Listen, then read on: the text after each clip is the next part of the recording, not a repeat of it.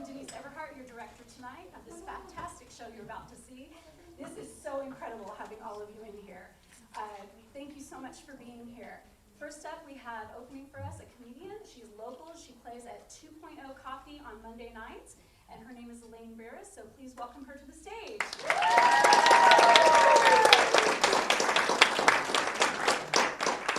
Good evening, ladies and gentlemen. It is so nice to be here this evening with all of you. Are you guys excited about your show tonight? Yes.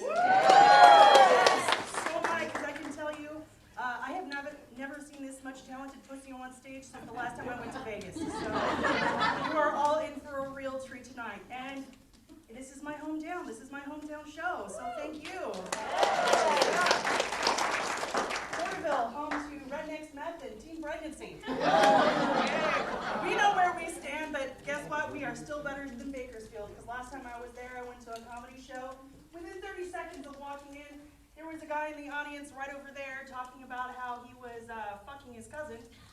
And the comedian on stage was talking about how he was soliciting blowjobs from his dog. So that's our reputation, Central Valley, and it's not a good one, okay? Welcome to the Central Valley, where all your meth and incest dreams come true.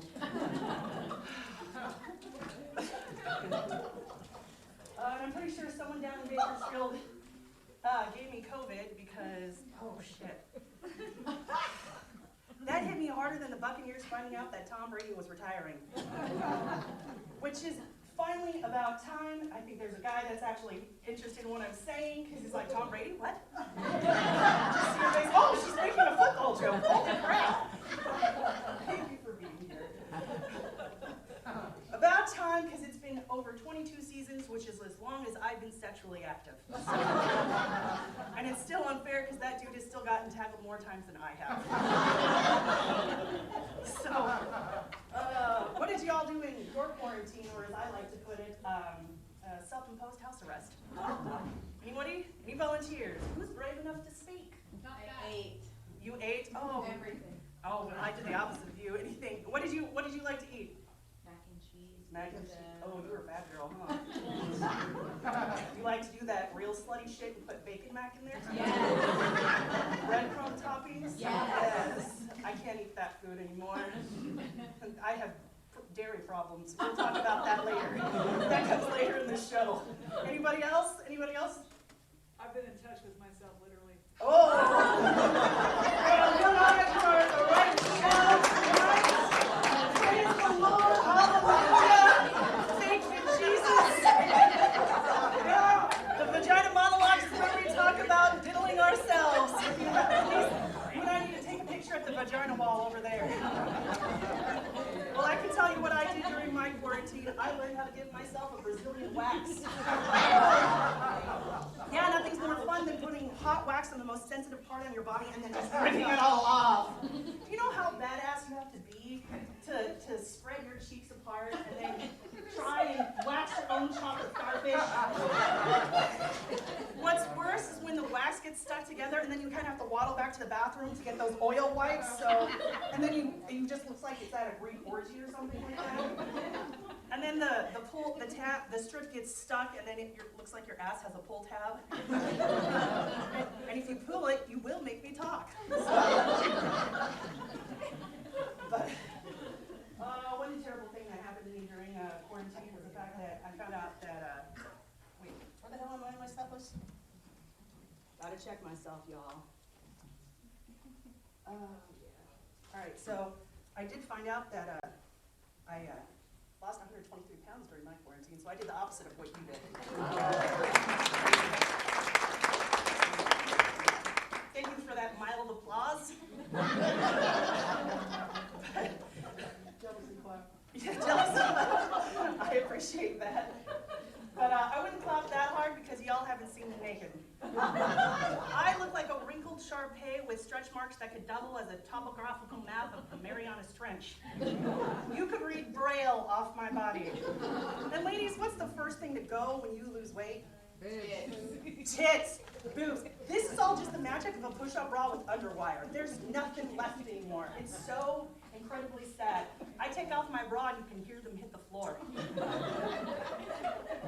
My tits look like the balloons at the end of my grandma's funeral. They're just wrinkly and sad. Also kind of like my grandma. I don't know. Ooh, someone's kind of touchy about that one. Oh. I don't know if they look like two thick-cut slices of bacon or two flesh-colored fruit roll-ups with nipples. I look like a 12-year-old boy with gynecomastia. This audience is less fun than that. You all need to start drinking a lot more.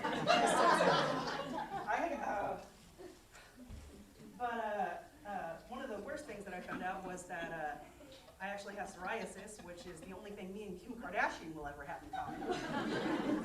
And it's so sad because the trigger for my psoriasis is dairy, so every time I eat a piece of cheese, I just burst into flame.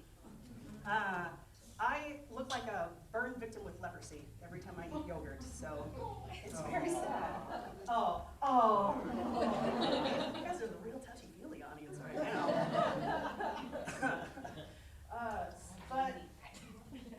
I love cheese. I've never had a healthy relationship with cheese, but sometimes I'll get white girl wasted and just drunk dial Colby Jack and be like, how come you never loved me back? And then I'll hit up Stilton and be like, how come you love to hurt me? And then by the end of the night, I'm just sexting Munster going, I want you inside of me. Fill me with your ooey gooey warmth. And now all I have left is vegan cheese, which is like the Millhouse of cheeses. It's not what you really hope for or wanted out of life, it's just the one you settle for. And then every time I go to the vegan grocery aisle where the cheese is, I just look down and go, oh, I'm gonna find out what disappointment tastes like. It's just kindergarten cashew paste on a plate, that's all that is. And it doesn't behave like any substance known to man. Why doesn't it melt when it's heated up, people? It's a conspiracy. And the vegan brands don't help either. There's one called bio cheese, which really sounds like a toxic waste byproduct of an industrial accident from a man's penis. Yeah, that's right, I'm talking about schmegma, people. Big cheese. I blocked him from my cell phone. That was a night in Vegas I don't ever want to remember. Oh, again, touchy-feely audience. But the best thing about losing all that weight was not the fact that, I have a smaller waist size, smaller pant size, better health, better confidence. No, it's the fact that I no longer look like every angry white woman that calls the cops on black people for no reason. Black people would see me and then they would cross the street going, oh hell no, I'm not gonna get in trouble just because I'm eating some fucking barbecue chips.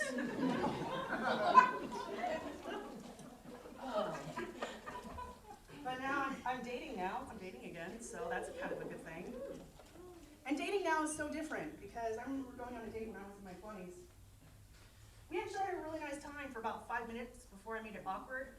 We went on a day trip to the coast and it was really fun. We were, holding hands, walking on the beach. We went to go get lunch and then I had the bright idea that we should go antiquing, which is what every man wants to do with his spare time. And if he does, and he is generally excited about going antiquing, he probably has a boyfriend.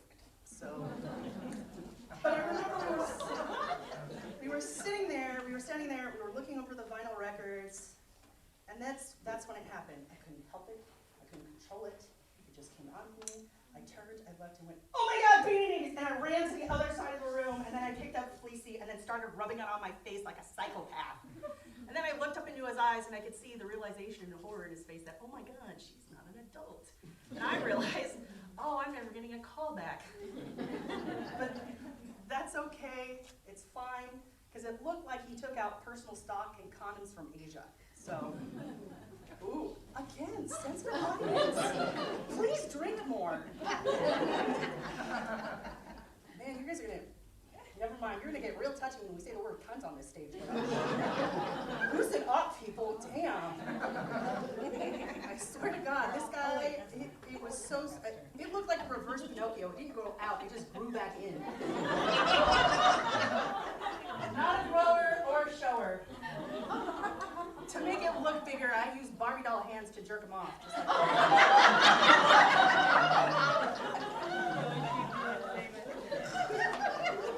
all right, this is my side of the room.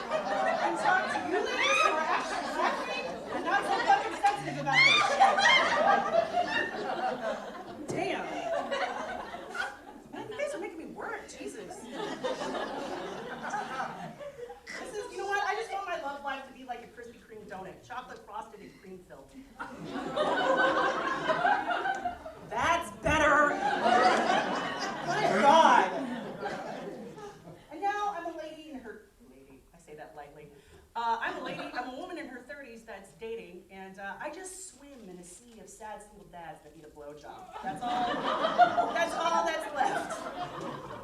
This side can relate.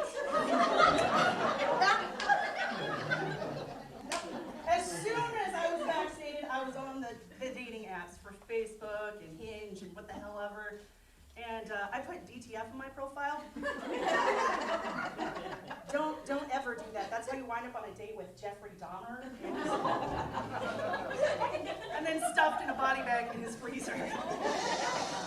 But I was like Chelsea Handler. I was vaxxed and horny and ready to go. And I swear to God, if I have to go on another date with an average white guy that talks about CrossFit, I'm going to drown myself in my fucking suit. And speaking of suicide tonight, my mom and my dad are here hearing me tell these dick jokes, so please give it up.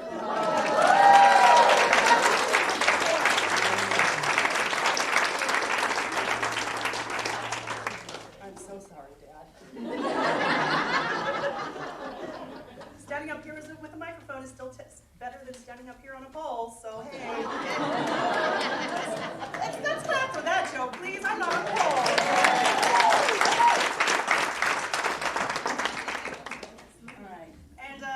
Just a little life tip, never date an Asian guy with a Corvette, because he's making up for some things. Oh my God. It looked like a Vietnamese cocktail mini. I took off his pants, and I laughed and cried at the same time. That's what I get for trying to stop Asian hate one dick at a time.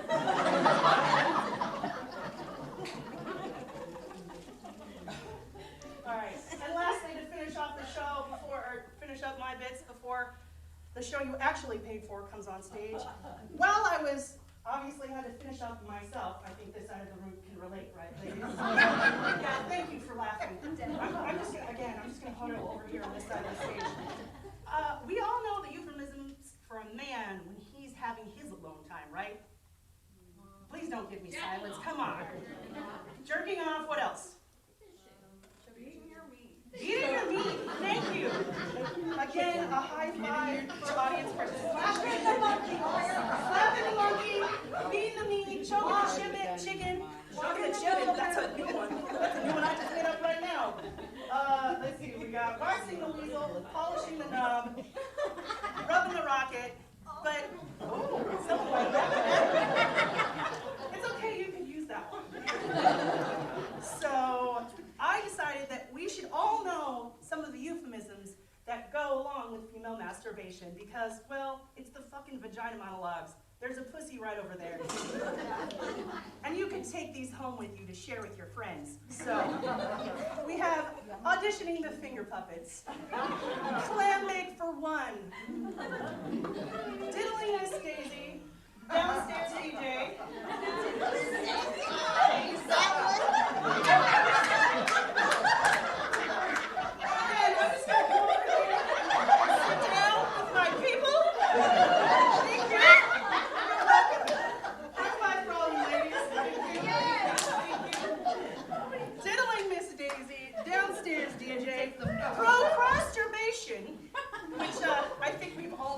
Sometime or another in our life. Rubbing one in, rubbing the nubbin. Searching for Miss G, hint, she's never been found. Seasoning your fish.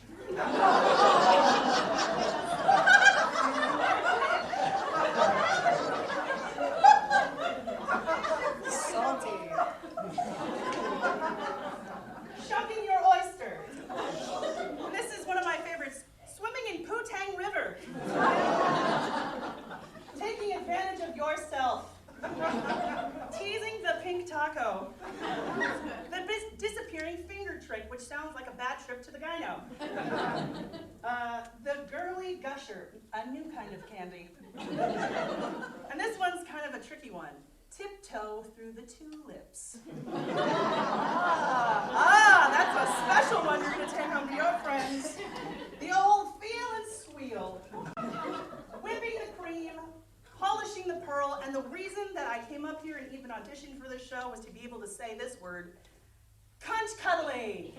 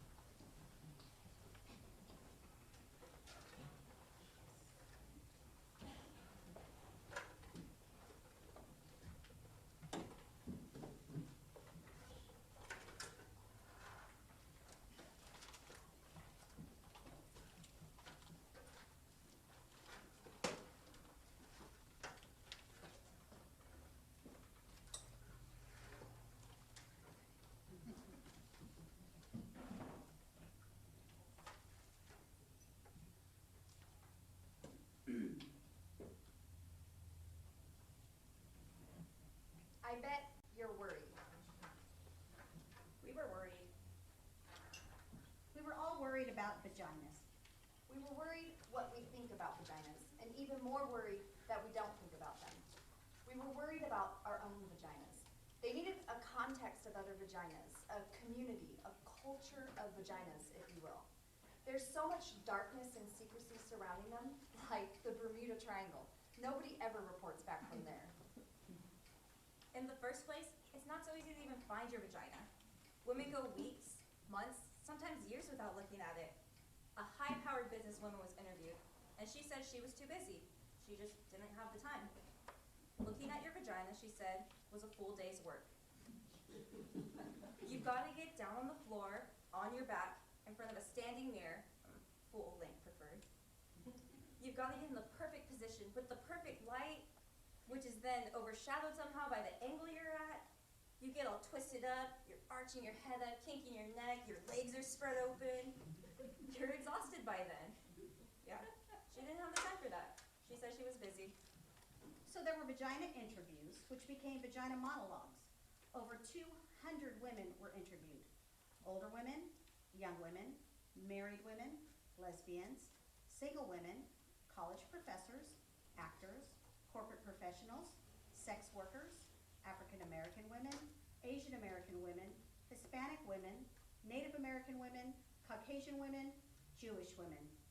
At first, women were reluctant to talk.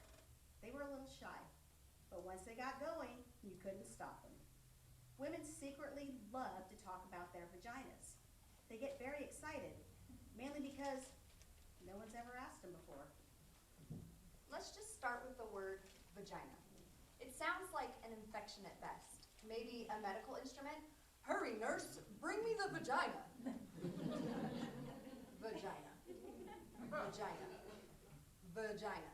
Yeah, it doesn't matter how many times you say it, it never sounds like a word you actually want to say.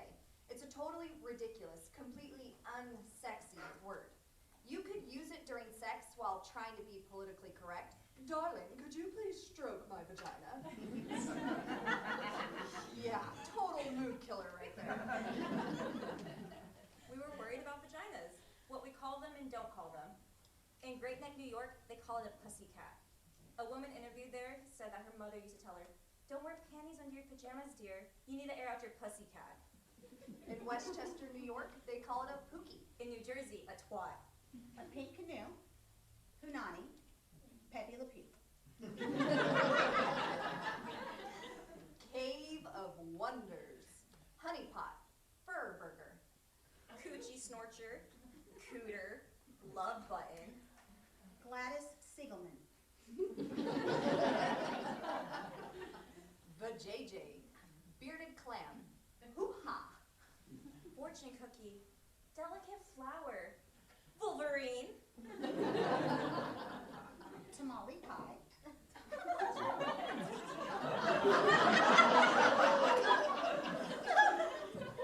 Beaver. My pink wink. A Mimi in Miami, slip and slide. A split knish in Philadelphia. And a schmend in the Bronx. We're worried about vaginas.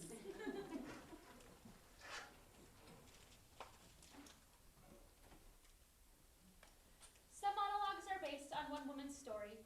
Some monologues are based on several women's stories surrounding the same theme, and a few times a good idea became an outrageous one.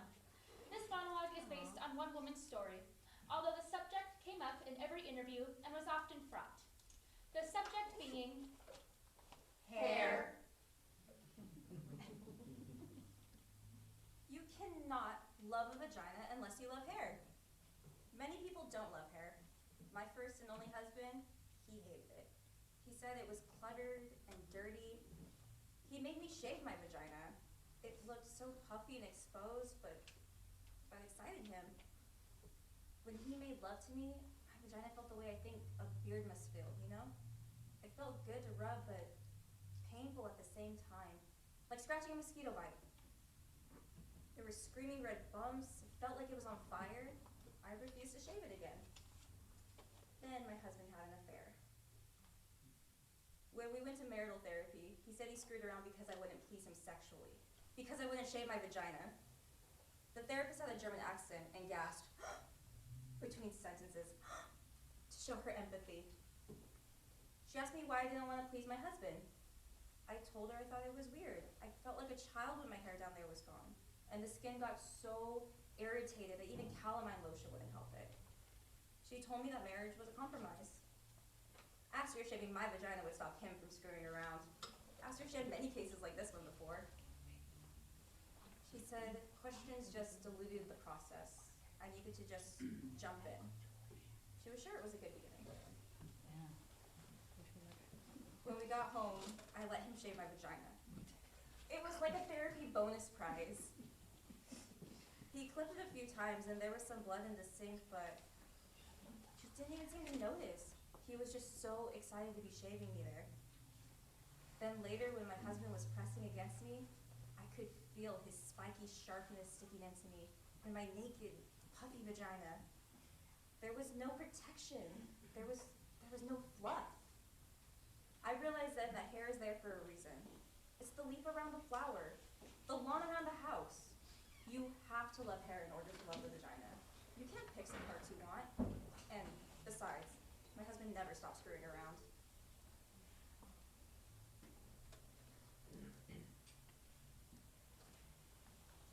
All of the women were asked the following questions. If your vagina got dressed, what would it wear?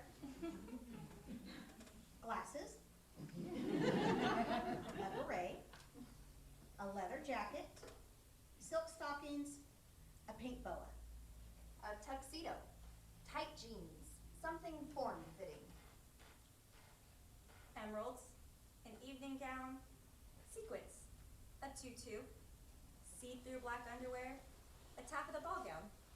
Something machine washable. An eye mask, purple velvet pajamas, an Angora sweater. Pearls, a leopard hat, a silk kimono, sweatpants. An electrical shock device to keep unwanted strangers away. High heels, lace and combat boots. Purple feathers, cotton. A pinafore, A bikini, a slicker, a tattoo. If your vagina could talk, what would it say? Slow the hell down! feed me, I want you, yum yum, oh yeah. Lick me. No, not there. Brave choice. Think again, buddy. More, please. Embrace me. Don't stop, more, oh yeah, I remember that. Come inside. No, not yet. Oh, mama. Yes. Yes! Enter at your own risk. Oh, God. Thank God. Yes, God! Thank you. Bonjour. Too hard. Don't give up now. That's better, yes, there. 7, 7, 7!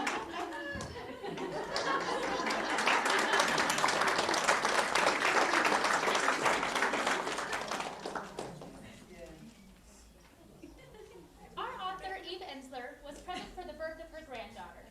If she wasn't in awe of vaginas before that moment, she's in deep worship now.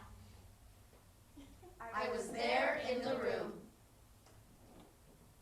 I was there when her vagina opened. We were all there. Her mother, her husband, and I, and the nurse from Ukraine, with her whole hand up there, feeling and turning with her rubber glove as she talked casually to us, like she was turning on a loaded faucet. I was there in the room when the contractions made her crawl on all fours. I was there when unfamiliar moans leaked out of her pores. And I was still there after hours and hours when she screamed, suddenly wild, her arms striking out at the electric air. I was there when her vagina changed from a shy sexual hole to an archaeological tunnel, a sacred vessel, a Venetian canal, a deep well with a tiny stuck child inside, waiting to be rescued. I saw the colors of her vagina. They changed. I saw the bruised and broken blue, the blistering tomato red, the grayish pink, the dark, saw the blood, like perspiration along the edges. I saw the yellow, white liquid, the shit, the clots, all pushing out of the holes, pushing harder and harder. I saw through the hole. I saw the baby's head, patches of black hair. I saw it just there behind the bone, a hard, round memory, as the nurse from Ukraine kept turning and turning her slippery hand. I was there when her mother and I each held a leg and spread wide, pushing with all our strength against her, pushing while her husband sternly counted 1, 2, 3, telling her to focus, focus. We looked into her then. We couldn't get our eyes out of that place. We forget about the vagina. All of us do. What else would explain our lack of awe, our lack of reverence? I was there when the doctor reached in with Alice in Wonderland looking spoons. I was there as her vagina became a wide, operatic mouth singing with all its strength. First, the little head, then the gray flopping arm, then the fast body swimming quickly into our weeping arms. I was there when I just turned and faced her vagina.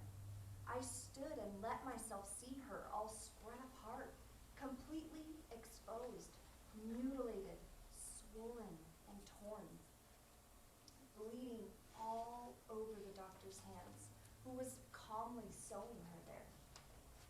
I stood, and her vagina suddenly became a wide, red, pulsing heart. The heart is capable of sacrifice. So is the vagina.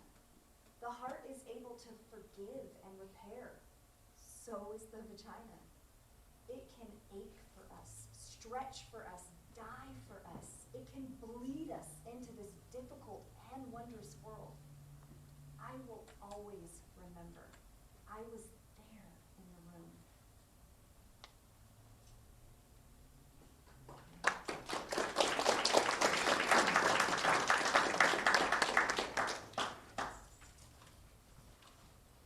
A group of women between the ages of 65 and 75 were interviewed.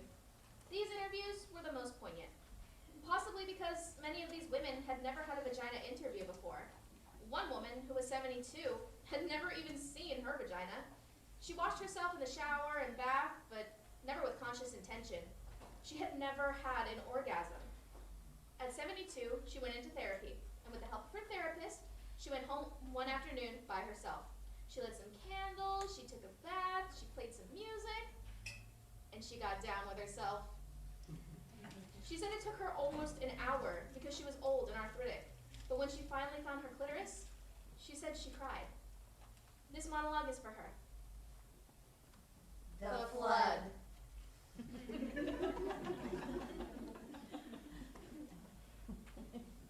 Down there? I haven't been down there since 1953. No, it had nothing to do with Eisenhower. No, it's a cellar down there. It's very damp, clammy. You don't want to go down there. Trust me, you get sick. It's suffocating, very nauseating. The smell of the clamminess and mildew and everything, whew, smells unbearable. Gets in the clothes. No, there was no accident down there. It didn't blow up or catch on fire or anything. It wasn't so dramatic. I mean, well, no, never mind. No, never mind. I can't talk to you about this. What's a smart group like you going around asking old ladies about the down there's for? We didn't do this kind of thing when I was a girl. Okay, I'm going already. So, there was this boy, Andy Lecter. He was cute. Well, I thought so. And tall like me. I really liked him. He asked me out for a date in his car and... I can't talk to you about this. I just can't tell you this. How do I do this? Talk about down there. You just know it's there, like the cellar. There's pipes down there, you can hear the rumbles. Sometimes it gets wet, and someone has to come and plug up the leaks. But other than that, you forget it. The door stays closed. I mean, it's part about it. But it has to be there though, because every house needs a basement, otherwise the bedroom would be in the basement. What? Okay. I'm going already. Oh yeah. Where was I? Andy. Right. Andy was very good looking. He was quite the catch. That's what we called it back in my day. We were in his new car, a new white Chevy Bel Air. And I remember thinking that my legs were too long for the seat. I have long legs, you see. They were smushed up against the dashboard. I was looking down at my big ugly kneecaps when he just kissed me. And this surprised me, take me by control like they do in the movies kind of way. And I got excited. So excited. And well, there was a flood. Down there. I couldn't control it. It was like this force of passion. This river of life just flooded out of me. Right through my panties, right onto the car seat of his new white Chevy Bel Air. It wasn't pee, but it was smelly. Well, frankly, I didn't really smell anything. But Andy said, that it smelled like sour milk. And that I was a weird, stinky girl who was staining his car seat. I wanted to explain that his kiss had caught me off guard, that I wasn't normally like this. I tried to wipe up the flood with my dress. It was a new yellow primrose dress, and it looked so ugly with the flood on it. Andy drove me home, and without saying another word, I got out, closed his car door, and I closed the whole damn store. Locked it up, never opened for business again. Dated some after that, but the idea of flooding made me too nervous. I never got close again. But I used to have dreams. Crazy dreams. They were dopey, all right. Frank Sinatra. I don't know why, but it was Mr. Frankie Blue Eyes himself. He never really did much for me in real life, but in my dreams, it was always Frank and I. Frank and I, Frank and I. It was always the same general dream. We'd be out, Frank and I. It was some fancy restaurant, like the kind you see in Atlantic City. All big with the chandeliers and stuff. Oh, and thousands of waiters with the little vest. Frankie would give me an orchid corsage. We'd laugh. We were always laughing, Frank and I. We'd eat shrimp cocktail. Huge shrimp. Fabulous shrimp. We'd laugh more. We were very happy together. Then, he'd look into my eyes and pull me into him in the middle of the restaurant. And just as he was about to kiss me, the whole damn restaurant would start to shake, and pigeons would fly out from under the table. I don't know why or what those damn birds were doing under there, but after those birds came, the flood would come straight from down there. It would pour out of me. It would just pour and pour. There would be fish inside it in little boats, and the whole restaurant would fill with my flood. And Frankie would be standing waist deep in it, looking horribly disappointed in me, horrified that I'd done it again, as he watched his friends, you know, Dean Martin and the like, swim past us in their little tuxedos. I don't have those dreams anymore. Not since they took away just about everything connected with down there.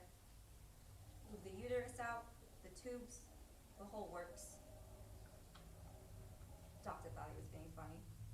He told me if you don't use it, you lose it. But really, I found out it was cancer. Whole thing had to go. Who needs it anyway? Highly overrated, if you ask me. Oh, I do other things now. I love the dog shows. I sell antiques, canasta. You ask me what would it wear? What kind of question is that? What would it wear? It would wear a big sign. Closed due to flooding. What would it say? I told you, it's not like that. It's not like a person who speaks. It stopped being a thing that talked a long time ago. It's just a place you don't go. It's closed up under the house. It's down there. What, you happy? You made me talk, you got it out of me. You got an old lady to talk about her down theirs. Are you happy now? You know, actually,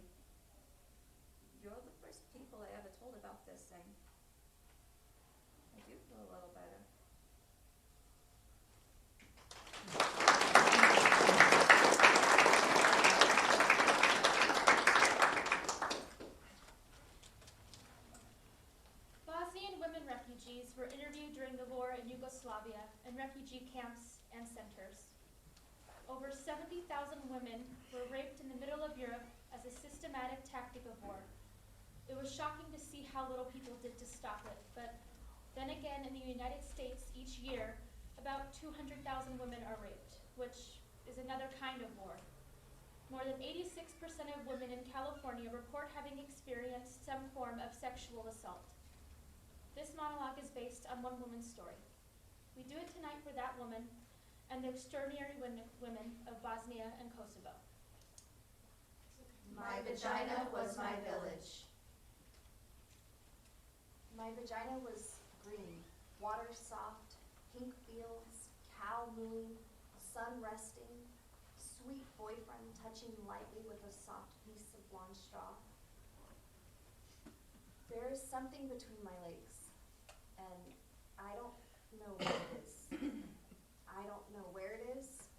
I do not touch. Not now. Not anymore. Not since. Not since I dreamed there was a dead animal sewn in down there with thick black fishing line. And the dead animal smell cannot be removed. And its throat is slit and it bleeds all over my summer dresses. My vagina, singing all girl songs, all goat bell ringing songs, all wild autumn field songs, vagina songs, vagina home songs. But not since the soldiers put a long, thick rifle inside me. So cold, the steel rod canceling my heart. Not knowing whether they're going to fire it or shove it into my spinning brain. 6 of them, monstrous doctors with black masks shoving bottles at me. There were sticks and an end of a broom. My vagina, swimming in river water, clean spilling water, over sun-baked stones, over and over. Not since I heard the skin tear and made screeching sounds. Not since a piece of my vagina came off in my hand. A part of the lip. Now one side of the lip is completely gone. My vagina. A live, wet water village. My vagina. My hometown. Not since they took turns for 7 days, smelling like feces and smoked meat. They left their dirty sperm inside me, and I became a river, poison and pus, and all the crops died, and the fish. My vagina, a live, wet water village. They invaded it, butchered it, and burned it down. I do not touch now. I don't visit. I live someplace else now, and I don't even really know where that is.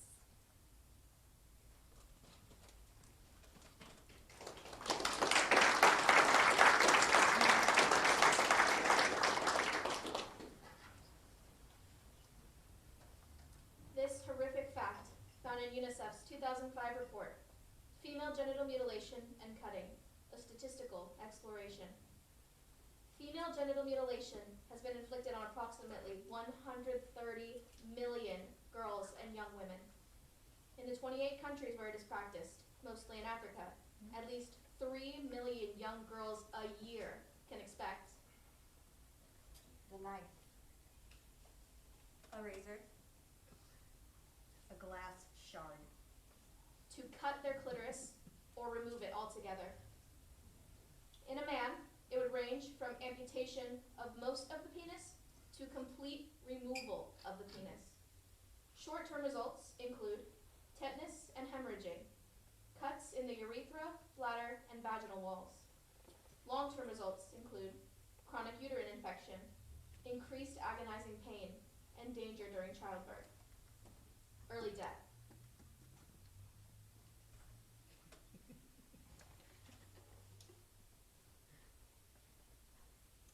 Here is an outrageous outrageous vagina fact from the 1998 book, The Technology of Orgasm by Rachel Maines. It was illegal to sell vibrators in the following states: Alabama, Texas, Mississippi, Georgia, Louisiana, and in Virginia and Indiana. In some states, if you were caught with the intent to sell, you could receive up to $5,000 in fines and up to 3 years of hard labor. Hard? It is totally legal to sell guns in all of these states, but we have yet to hear of a mass murder committed with a vibrator.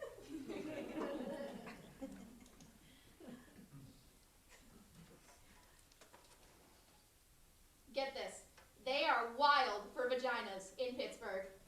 In fact, one woman from Pittsburgh was so obsessed about a particular word, an uncomplimentary word, used to describe the vagina. Her mission was to reconceive that word. Reclaiming cunt.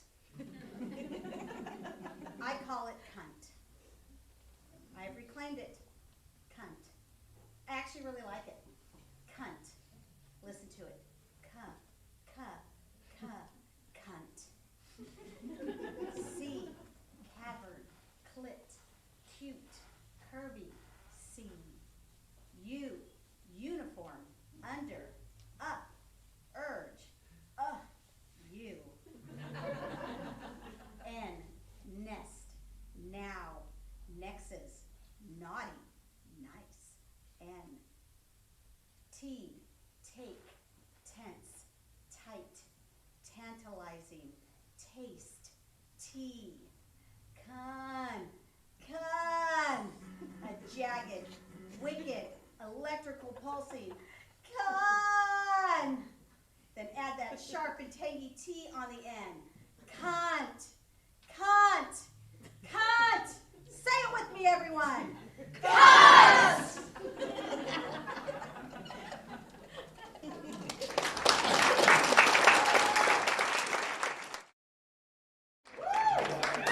Thank you, ladies and gentlemen. Are you guys enjoying your show so far?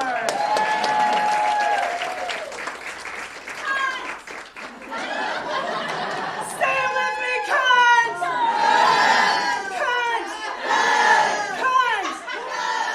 Finally, you've finally gotten enough to drink. You finally are my party people over here.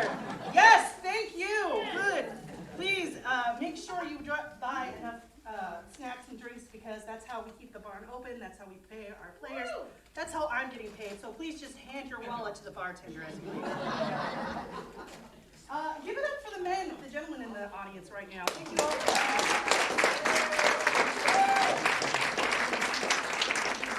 It's so nice to see men here, because with this many women on stage, sometimes your faces glaze over and women's voices just turns into white noise. So we appreciate you listening. And then a few of you look like you're literally being tortured. So. A few of you are just sitting here going, oh dear God, what did I do wrong? Shit, I knew I shouldn't have forgotten Valentine's Day. This is definitely a punishment. Shit. I had to go to a baby shower recently. Anyone had to do that? Yeah, that's always the reaction. Baby showers. I do love my friends, but really a baby shower is essentially a celebration of a mistake. That's all it is. Congratulations, you forgot to wear a condom. Oh, I'm sorry your condom broke. Oh. I guess that morning after pill didn't work. Oh, hooray, your pull-out game is weak. And it's always like my nightmare Facebook feed come to life, right? Where there's always like that one friend that has that new engagement ring. She's like, oh my God, he proposed on the beach. And then another friend's like, oh my God, look at my 3 beautiful children. And then another girl's like, oh my God, my new boyfriend just made me breakfast in bed. And I'm just like, I ate a jar of peanut butter at 3 o'clock in the morning. Congratulations. But, and you know what? I'm like, and then I get mad because I'm the person that always knows the truth. I'm like, bitch, that ring is cubic zirconium. You have you have 3 kids with 4 dads, and your new boyfriend is sleeping with the woman with the 3 kids, so shut the hell up. I have a lot of odd thoughts, if you can't tell, that just run through my head all the time. And then I started writing them down and doing this. And one of them is, did you guys ever realize that bathtubs are just reverse boats? Think about it. The boats keep you out of the water and you dry, and bathtubs keep the water in and you wet. And then, I know we've talked about female masturbation, but did anyone really think about the names for a woman when she gets cock-blocked? Just me? Oh good, I get to share. So one of my favorite ones is twat swat, so you can take that one too. And then I get to say this word again, cunt punt. What word did I say? Cunt. What word? Cunt. Say it again. Cunt. My people, praise Jesus, yes. And then one of my favorite one is clam jam, which sounds like the it sounds like the most disgusting thing you could put on a piece of toast in the morning. That's salty. Mm. And I also have some control issues. A lot of that, it just comes in really odd forms, very specific forms. Mine comes in the form of ketchup. I have a love of ketchup that is both fascinating and disgusting to most other people. Okay, you don't need to tell me this while I'm sitting there enjoying my burger and fries, okay? I already know, and for a matter of fact, I like ketchup on my scrambled eggs. Hate me, okay? Anybody else here who likes ketchup with their, thank you. You guys have always been my people. I got on the stage. Thank you, salsa. See, if I really want to kick it up a notch, I'll put the ketchup and El Tapatino on my eggs. Yeah. That's how you know I'm really Central Valley. It's like I put El Tapatino on my eggs and my spaghetti. That's a real Central Valley thing. That and Tony's Chili Verde pizza. Like that's, yes. Yes. Like I said, despite what I said about vegan cheese earlier, vegan cheese pizza is delicious. Okay, just to let you know.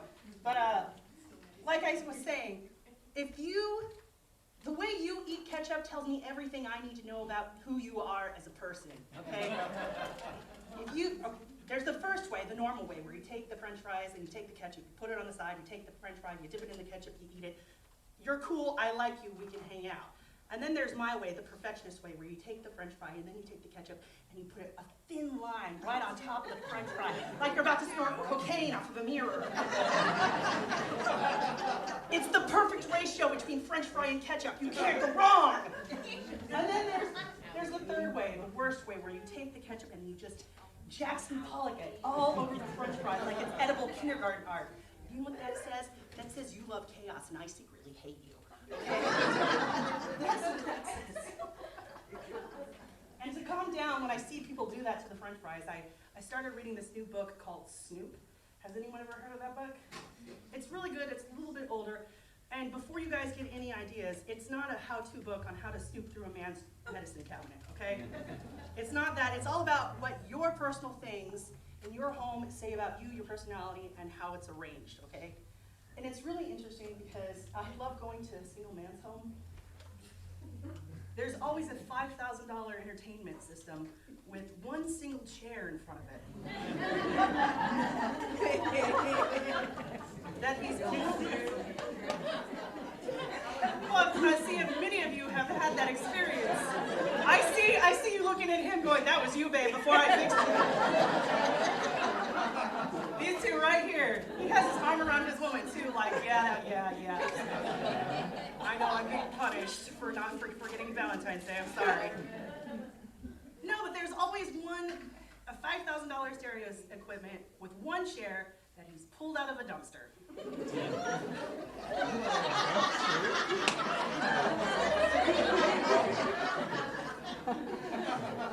See, this side has enough to drink and it's funny now. Y'all had to loosen up a little bit. Breathe, lady, breathe, it's okay. But my my secret love is going over to a bookshelf, and you can't look at the stuff that's head level, because that's what they want you to think who they are. The real treasure is the dark, deep, secret undercarriage where they keep all the photo albums and yearbooks and 2002 porn DVDs that they pretend don't exist. And then that one copy of Twilight DVD that they keep telling people, that I keep telling people is my niece's. That's it. And then keep lying to people. But the real treasure to somebody's personality is looking at their couch. Beware the woman that has a fainting couch in her house, because if she needs to lay down and daintily weep onto a fucking piece of furniture because the batteries in her vibrator aren't working, that dramatic bitch don't know how to handle life. Find a new woman, gentlemen. Find a new woman. Life tips, okay? But what I dislike most of all is going into somebody's house and seeing a white fucking couch. You know what that says? That says, I don't like you and I want you to leave immediately.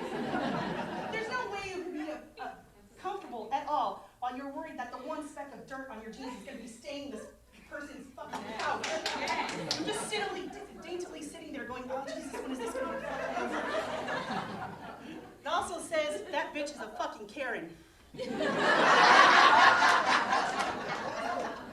Leave immediately. She is not your friend. You know, all I want to see in somebody's house is that good old-fashioned brown couch that we all had in our dens, family rooms when we were 10. That when we had sleepovers, we all fell asleep on. The one that we knew we could count on to have change in it. We wanted to go to Taco Bell at 2 a.m. because we were high as teenagers.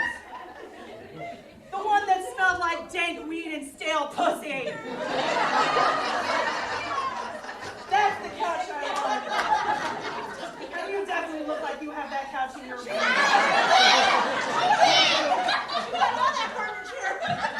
You definitely look like you hang out at the weed store, lady. You definitely.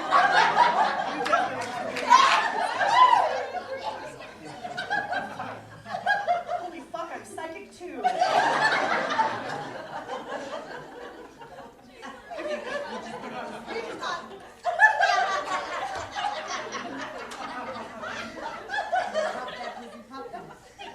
If you can't tell already, I have no idea how to be a lady. I figured this out when I was in high school and I was talking to my friend Cynthia Sanchez, and she said she got up every day at 5:30 in the morning to do her own hair and makeup, and I was like, why? I would give my right arm to sleep in for another 2 hours. What are you doing? I don't want to stare at myself for an extra 2 hours every goddamn day. If I'm getting up that early, I'm doing something else. I'm going to make myself breakfast. I'm going to the gym.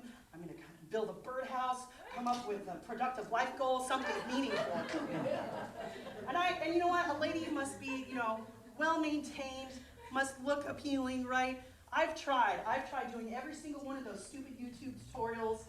The smoky eye, I swear to God, I look like a sad raccoon when I try. Try to do it with color, drunk clown on acid. Too much self-tanner, Donald Trump. And then a lady always must be, always must be graceful. Well, that was probably said by a man who's never had to wear these fucking high heels, okay? And by the way, I love these high heels. They say I'm a sexy librarian, but I also know how to use a whip. Yes, thank you. Thank you. But you can't recover wearing these things and walking in. You do that accidental tumble like that, and everyone's like, oh my God, are you okay? Are you too drunk? And you're just like, no, I just forgot how to walk for a second. Sorry. And then a lady must be well-groomed at all times, right? I've tried everything. I've tried shaving. I've tried waxing. I went to laser hair removal for 2 years and it didn't fucking work. I'm basically a hairy she-beast down there. It looks like a black forest triangle met a savanna grasslands, okay? It looks like I need to call BP to clear cut this rainforest.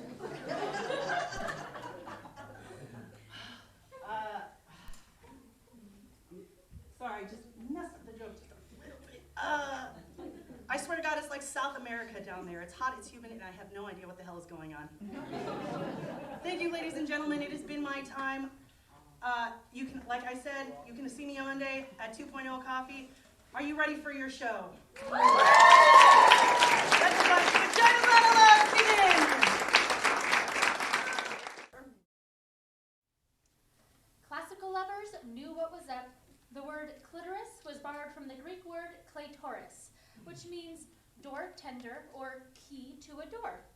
In other words, wise lovers can easily access a woman's door to ecstatic levels of pleasure simply by turning the key. The Vagina Workshop. My vagina is a shell, a round, pink, tender shell, opening and closing, closing and opening. My vagina is a flower, an eccentric tulip, the center acute and deep, the scent delicate, the petals gentle but sturdy. I didn't always know this. I learned this in the Vagina Workshop. I learned this from a woman who runs the Vagina Workshop, a woman who believes in vaginas, who really sees vaginas, who helps other women see their own vaginas by seeing other women's vaginas. In the first session, the woman who runs the workshop asked us to draw a picture of our own unique, beautiful, fabulous vagina. That's what she called it. She wanted to know what our own unique, beautiful, fabulous vagina looked like to us. One woman who was pregnant drew a big red mouth screaming with coins spilling out. Another very skinny woman drew a big serving plate with a kind of Devonshire pattern on it. I drew a huge black dot with little squiggly lines around it. The black dot was equal to a black hole in space, and the squiggly lines were meant to be people or things, or just your basic atoms that got lost there. I had always thought of my vagina as an anatomical vacuum, randomly sucking up particles and objects from the surrounding environment. I did not think of my vagina in practical or biological terms.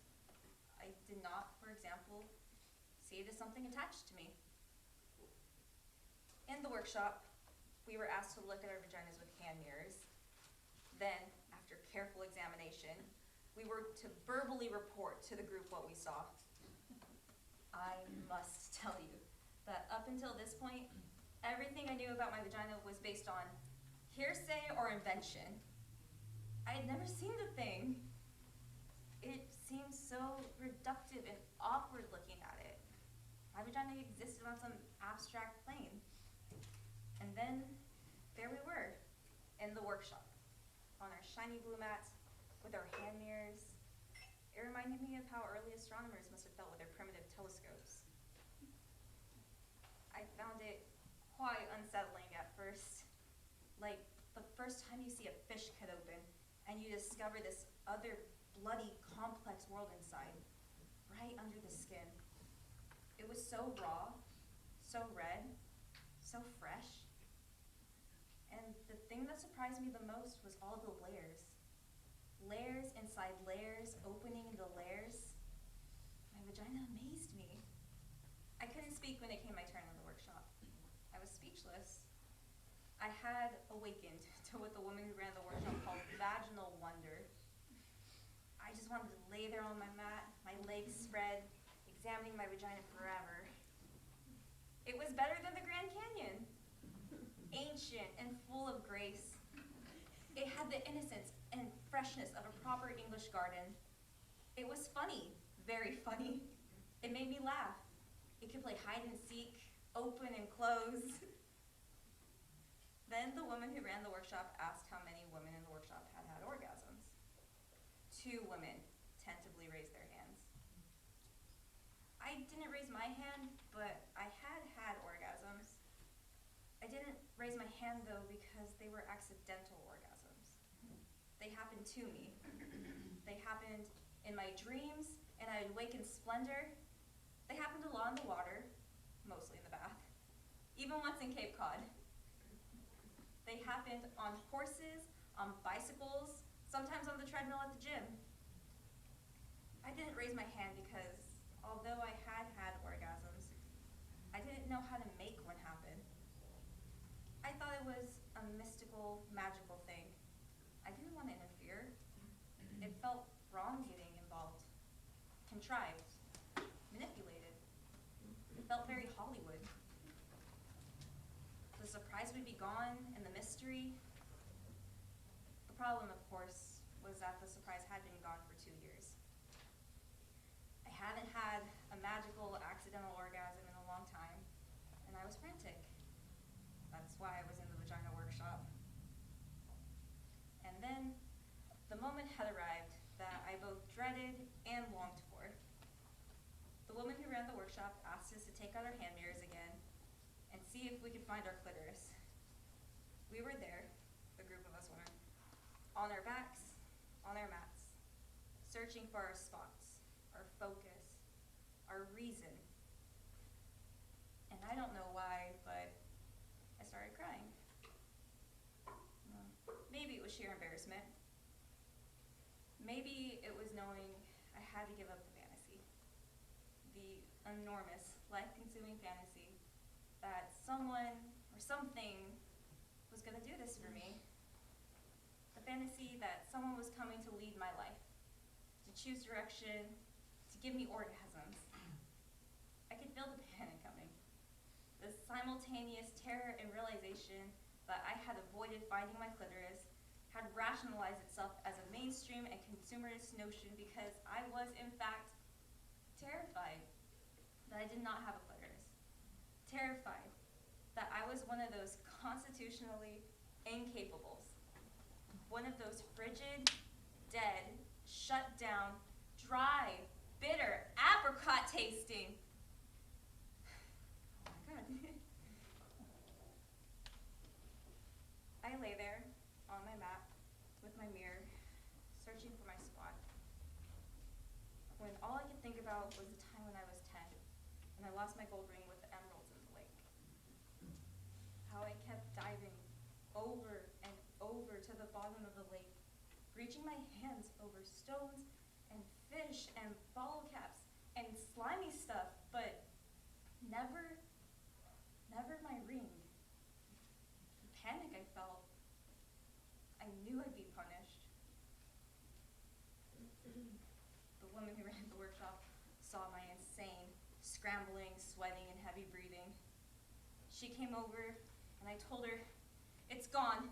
It's gone. I've lost my clitoris. I shouldn't have worn it swimming."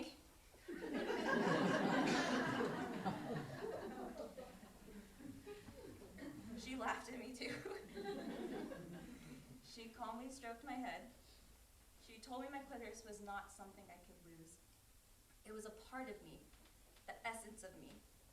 It was both the doorbell to the house and the house itself. I didn't have to find it, I had to be it. Be it. Be my clitoris. Be my clitoris. I laid back, closed my eyes, and put the mirror down. I watched myself floating above myself. I watched as I slowly began to approach myself and re-enter. I felt like an astronaut re-entering the surface of the earth. It was very quiet, this re-entry. Quiet and gentle. I bounced and landed and bounced. I came into my own muscles and blood and cells, and then I slid into my vagina. It was suddenly easy and I fit. I was all warm and pulsing and ready and young and alive. And then, without looking, with my eyes still closed, I put my finger on what had suddenly become me. There was a little quivering at first, which urged me to stay.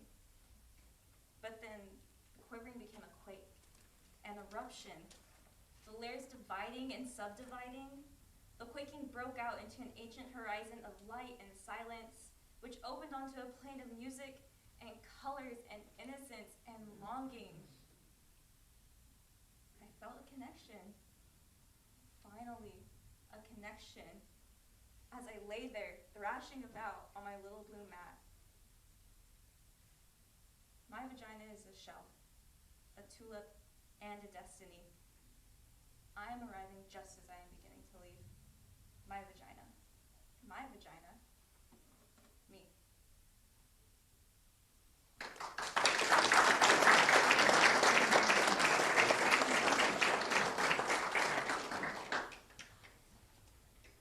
Here's a vagina happy fact. This is from Woman, an Intimate Geography by Madeline. The clitoris is pure in purpose. It is the only organ in the body designed purely for pleasure. The clitoris is simply a bundle of nerves, 8,000 nerve fibers to be precise. That's a higher concentration of nerve fibers than is found anywhere else in the male or female body, and including the fingertips, lips, and tongue. And it is twice the amount of nerve fibers than that of the penis. I mean, hey, who needs a handgun, ladies, when you've got a semi-automatic?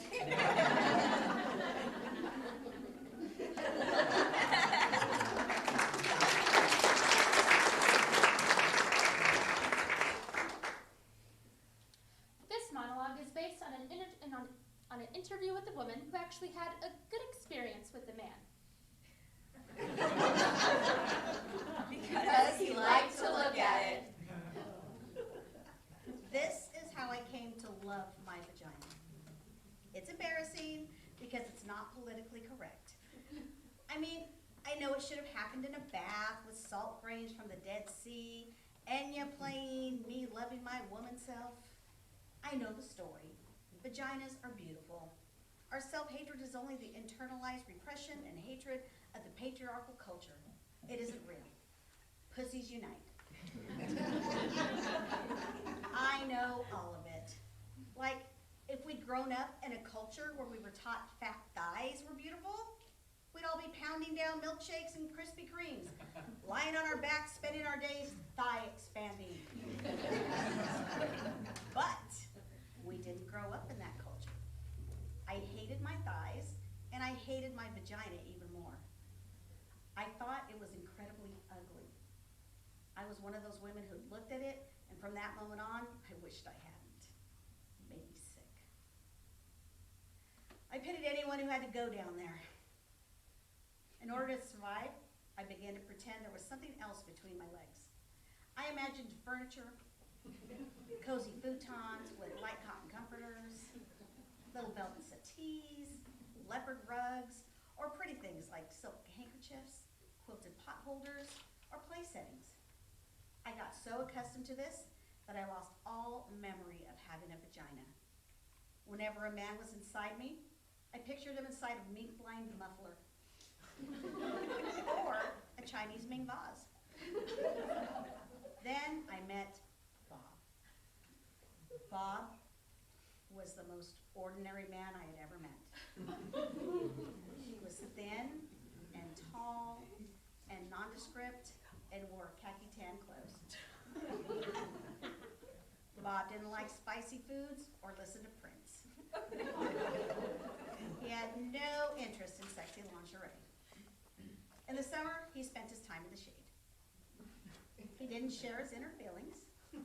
He didn't have any problems or issues and was not even an alcoholic.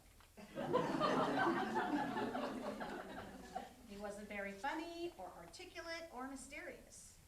He wasn't mean or unavailable. He wasn't self-involved or charismatic. He didn't drive fast. I didn't particularly like Bob. I would have missed him altogether if he hadn't picked up my change that I dropped on the deli floor. When he handed me back my quarter and pennies and his hand accidentally touched mine, something happened. I went to bed with him. That's when a miracle occurred. Turned out that Bob loved vaginas. He was a connoisseur. He loved the way they felt, the way they tasted, the way they smelled, but most importantly, he loved the way they looked. He had to look at them. The first time we had sex, he told me he had to see me.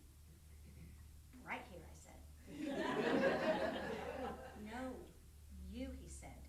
I have to see you. Turn on the light, I said. The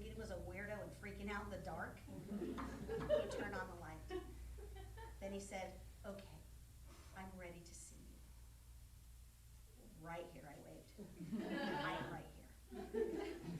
Then he began to undress me. What are you doing, Bob? I need to see you, he replied. No need, I said, just do it. I need to see what you look like, he said. But you've seen a red leather couch before. They all look alike, I said. Bob continued. He would not stop. I wanted to throw up and die. This is awfully intimate. I said, can't you just do it?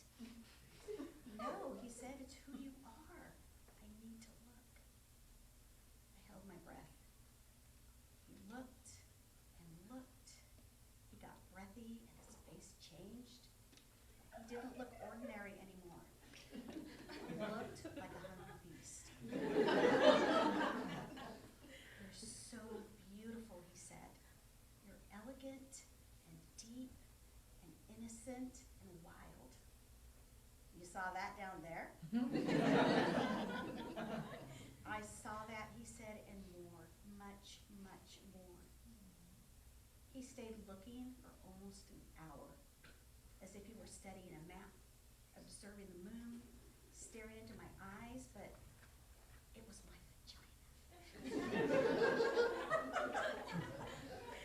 In the light, I watched him look at me, and he was so genuinely excited, so peaceful and euphoric, that I began to get wet and turned on. I began to see myself the way he saw me. I began to feel beautiful and delicious, like a great painting or a waterfall. Bob wasn't afraid. He wasn't grossed out. I began to swell, began to feel proud, began to love my vagina. And Bob, he lost himself there. I was there with him, in my vagina. And then we were both lost.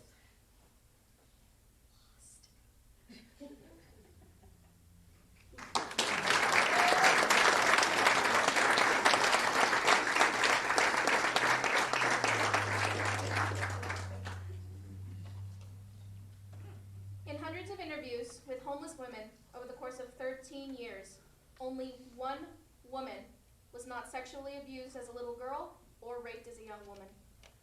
For most of these women, home is a very scary place, a place they have fled. The shelters are, ironically, the first places many of them ever find safety, protection, or comfort. This is a woman's story, as she told it. What isn't in the story is the fact that this woman met another woman in a shelter, and they fell in love. And through their love, they both got out of the shelter system. The little coochie snorcher that could. Memory, December 1965, 5 years old. My mama tells me in a scary, loud, life-threatening voice to stop scratching my coochie snorcher. I become terrified that I've scratched it off down there. I do not touch myself again, not even in the bath. I'm afraid of the water getting in and filling me up until I explode. I put Band-Aids over my coochie to cover the hole, but they fall off in the water. I imagine a stopper, a bathtub plug up there to prevent things from entering me. I sleep with 3 pairs of heart-shaped cotton underpants underneath my snap-up pajamas. I still want to touch myself, but I don't. Memory, 7 years old. Edgar Montaigne, who is 10, gets angry at me and punches me with all his might between my legs. It feels like he breaks my entire self. I limp home. I can't pee. My mama asks me what's wrong with my coochie snorcher, and when I tell her what Edgar did to me, she yells at me and says to never let anyone touch me down there again. I tried to explain that he didn't touch it, Mama. He punched it. Memory, 9 years old. I play on the bed, bouncing and falling, and impale my coochie snorcher on the bedpost. I make high-pitched screaming noises that come straight from my coochie snorcher's mouth. I get taken to the hospital and they sew it up down there from where it's been torn apart. Memory, 10 years old. I'm at my father's house and he's having a party upstairs. Everyone's drinking. I'm playing alone in the basement and I'm trying on my new cotton white bra and panties that my father's girlfriend gave me. Suddenly, my father's best friend, this big man named Alfred, comes up from behind me and pulls down my new underpants and sticks his big hard penis into my coochie snorcher. I scream, I kick, I try to fight him off, but he already gets in. My father's there then, and he has a gun, and there's a loud, horrible noise, and then there's blood all over Alfred and me.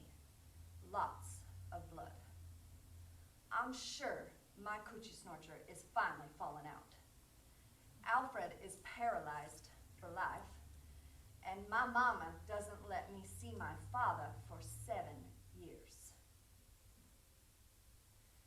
Memory, 13 years old. My coochie snorcher is in a very bad place. A place of pain, nastiness, punching, invasion, and blood. It's a sight for mishaps. It's a bad luck zone. I imagine a freeway between my legs, and I am traveling, going far away from here. Memory, 16 years old. There's this gorgeous 24-year-old woman in our neighborhood that I stare at all the time. One day, she invites me into her car for a ride. She asks me if I like to kiss boys, and I tell her I do not like that. Then she says she wants to show me something, and she leans over and kisses me so softly on the lips with her lips, and then puts her tongue in my mouth. Wow. She asks me if I want to come over to her house, and then she kisses me again and tells me to relax, to feel it, to let our tongues feel it.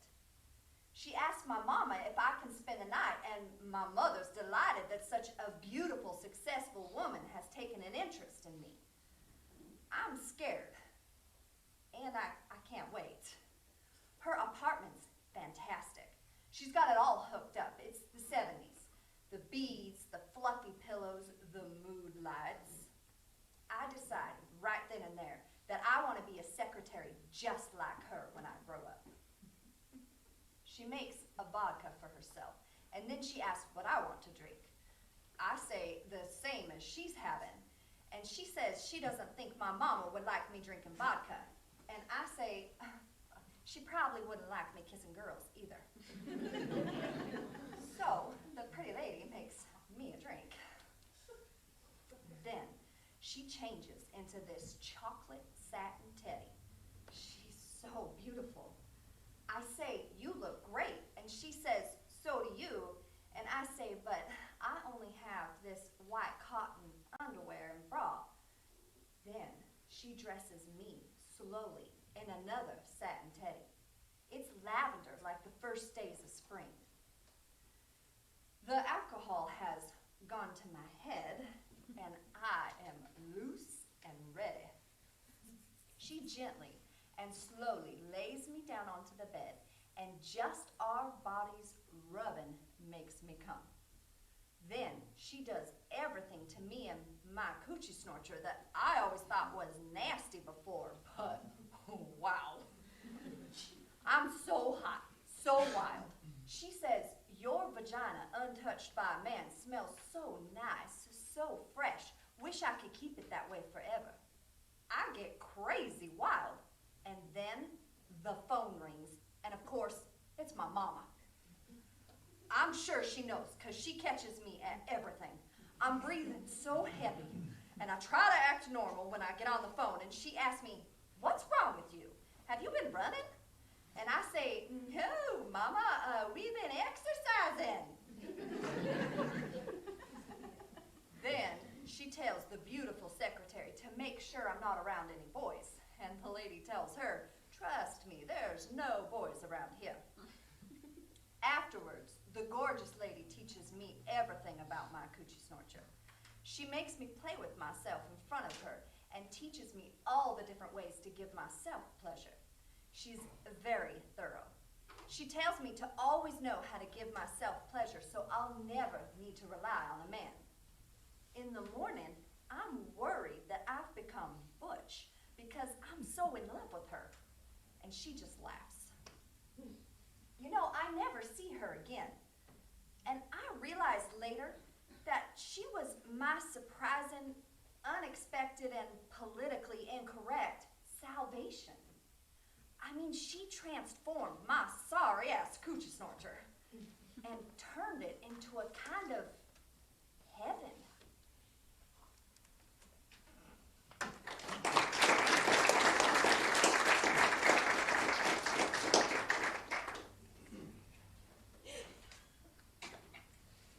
Sex workers have rich, compelling, and complex relationships with their vaginas. This particular woman blew our minds. She was a sex worker, but she only did sex work with women. The woman who loved to make vaginas happy.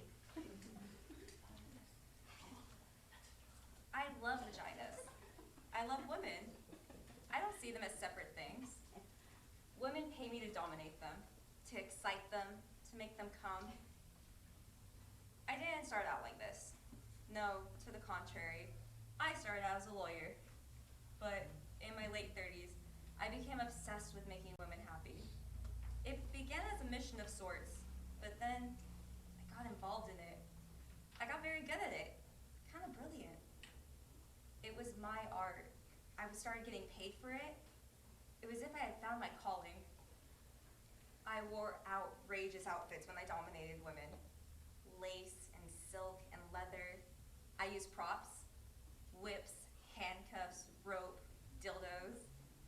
There was nothing like this in tax law. There were no props, no excitement, and I hated those Navy corporate suits, although I do wear them now from time to time in my new line of work where they serve quite nicely. There were no props in corporate law. No wetness, no dark, mysterious foreplay, no erect nipples, no delicious mouths. But mainly, there was no moaning. Not the kind I'm talking about anyway. This was the key I see now. Moaning was a thing that ultimately seduced me and got me addicted to making women happy. When I was a little girl, I would see women in the movies making love, making strange, orgasmic moaning noises. I used to laugh. I got strangely hysterical. I couldn't believe that big, outrageous, ungoverned sounds like that came out of women. I longed to moan. I practiced in front of my mirror, on a tape recorder, moaning in various keys, various tones. But always when I played it back, it sounded fake. It was fake. It wasn't rooted in anything sexual, really, only in my desire to be sexual. But then, I remembered when I was 10, I had to pee really badly once on a car trip. It went on for almost an hour, and when I finally got to pee in this dirty little gas station, it was so exciting, I moaned. I moaned as I peed. I couldn't believe it, me, moaning, in a Texaco gas station in the middle of Louisiana. I realized right then that moans are connected with not getting with what you want right away, with putting things off. I realized moans were best when they caught you by surprise. They came out of this hidden, mysterious part of you that was speaking its own language. I realized that moans were, in fact, a mysterious language. So I became a moaner.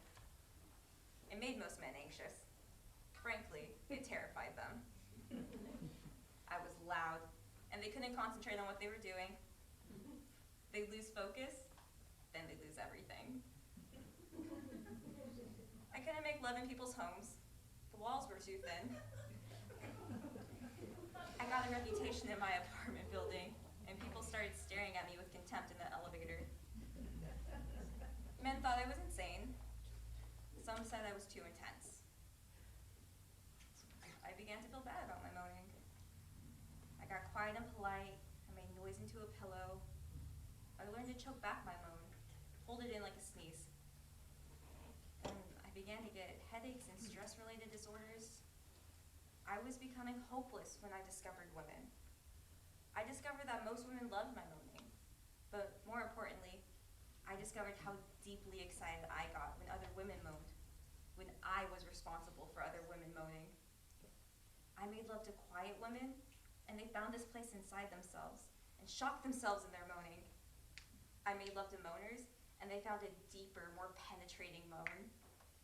It was a kind of surgery, a kind of delicate science, finding the tempo, the exact location or home of the moan. That's what I called it. Sometimes I found it over a woman's jeans. Sometimes I snuck up on it, off the record, quietly disarming the surrounding alarms, moving in. Sometimes I used force, but not violent, oppressive force. More like, I'm going to take you someplace exciting, lay back and enjoy the ride kind of force. Sometimes it was simply mundane. I found the moan before things even got started. Like, while we were eating a salad. Casual, just right there. Real simple, in the kitchen, all mixed in with the balsamic vinegar. Sometimes I used props. I loved props. Sometimes they made the woman find her moan in front of me. I waited, stuck it out, until she opened herself up. I wasn't fooled by the minor, more obvious moans. No, I pushed her further, all the way into her power moan. There's the clip moan, the vaginal moan, the combo, the elegant moan, the gray slick moan, the Amish moan, the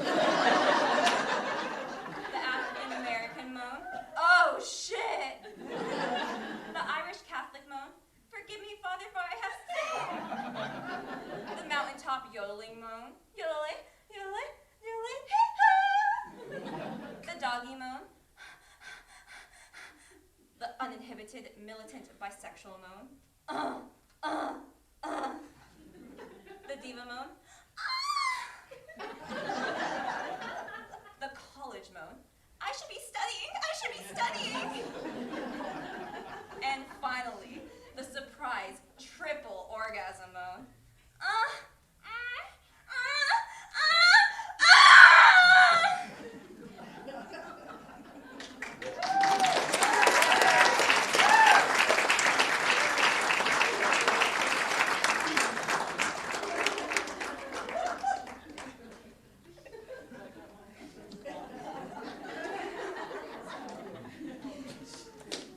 Vaginismus is a condition that causes the vaginal pelvic floor muscles to contract at any attempt of penetration, making the vagina narrow and tight. This response is involuntary, and sufferers of vaginismus often have trouble with any type of vaginal penetration. This includes intercourse, tampon insertion, masturbation, and gynecological exams. Penetration, when possible, is usually quite painful and causes great anxiety. For some, intercourse is even impossible. My angry vagina. My vagina is angry. It is. It's pissed off. My vagina is furious and it needs to talk. It needs to talk about all this shit. It needs to talk to you. I mean, what's the deal? An army of people out there thinking up ways to torture my poor ass, gentle, loving vagina? Spending their days constructing psycho products and nasty ideas to undermine my pussy? Vagina motherfuckers. All this shit they're constantly trying to shove up us. Clean us up, stuff us up, make it go away. Well, my vagina's not going away. It's pissed off and it's staying right here. Like tampons. What the hell is that? A dry wad of fucking cotton stuffed up there? Why can't they find a way to subtly lubricate the tampon? As soon as my vagina sees it, it goes into shock. It says, forget it, closes up. You need to work with the vagina. Introduce it to things. Prepare the way. That's what foreplay is all about. You've got to convince my vagina. Seduce my vagina. Engage my vagina's trust. You can't do that with a dry wad of fucking cotton. Stop shoving things at me. Stop shoving and stop cleaning it up. My vagina doesn't need to be cleaned up. It smells good already. Don't try to decorate it. Don't believe him when he says it smells like rose petals when it's supposed to smell like pussy. That's what they're doing. Trying to clean it up and make it smell like bathroom spray or a garden. All those douche sprays, floral, berry, rain. I don't want my pussy to smell like rain. All cleaned up like washing a fish after you cooked it. I want to taste the fish. That's why I fucking ordered it. Then there's the exams. Who the fuck thought them up? There's got to be a better way to do those exams. Why the scary paper dress that scratches your tits and crunches when you lie down so you feel like a wad of paper someone threw away? Why the rubber gloves? Why the flashlight up there all like Nancy Drew working against gravity? Why the steel stirrups? Fucking vagina Nazis. Why the mean cold duck lips that should shove inside you? What's up with that? My vagina's angry about those visits. It gets offended weeks in advance. It won't go out of the house. Hides under the covers. Oh, but when you get there, scoot down, relax your vagina. Why? So you can shove the mean cold duck lips inside? I don't think so. Why can't they find some nice delicate purple velvet? Wrap it around me. Lay me down on some feathery cotton spread. Put on some nice friendly pink gloves and rest my feet in some fur-covered stirrups. Warm up the duck lips. Work with my vagina. But no, there are more tortures. Dry wads of fucking cotton, cold duck lips, and thong underwear. That's the worst. Thong underwear? Who thought that up? Moves around all the time, gets stuck in the back of your crusty butt. Vaginas are supposed to be loose and wide, not held together. That's why girdles are so bad. They need to move and spread around and talk. Vaginas need comfort. Make something like that. Something to give them pleasure. No, of course they won't do that. Hate to see a woman having pleasure, particularly sexual pleasure. I mean, make a nice pair of soft cotton underwear with a French tickler built in. Women will be coming all day long. Coming in the supermarket, coming in the subway, coming in Target. Coming happy vaginas everywhere. You wouldn't be able to stand it. Seeing all those super energized, not taking shit, hot and happy vaginas. If my vagina could talk, it would talk about itself. It would talk about other vaginas. It would do vagina impressions. It would wear Harry Winston diamonds, no clothing, just out there all covered in diamonds. My vagina helped release a giant baby. It thought it would be doing more of that. It's not. Now it wants to travel. Doesn't want a lot of company. It wants to read and know things and get out more. It wants sex. It loves sex. It wants to go deeper. It's hungry for depth. It wants kindness. It wants change. It wants equality. It wants silence and freedom and gentle kisses and warm liquids and deep touch. It wants chocolate. It wants to scream. It wants to stop being angry. It wants to come. It wants to want. It just wants. My vagina? My vagina? What does my vagina want? It fucking wants everything. Yeah.